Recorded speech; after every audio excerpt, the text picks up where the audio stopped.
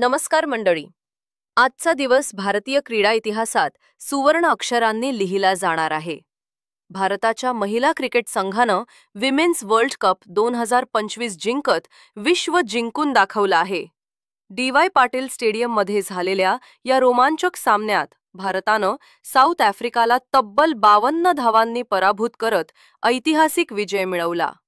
शफाली वर्मा हिच्या तडाखेबाज फलंदाजीने आणि दीप्ती शर्मा हिच्या घातक गोलंदाजीने सामना एकतर्फी केला आणि शेवटी कॅप्टन हरमनप्रीत कौर हिनं ट्रॉफी उंचावत संपूर्ण देशाला अभिमानानं न्हावून काढलं. हा फक्त क्रिकेटचा विजय नाही, हा भारतीय महिलांच्या आत्मविश्वासाचा, जिद्दीचा आणि सामर्थ्याचा उत्सव आहे. रिअली हो टीम इंडिया, महिला शक्तीला सलाम.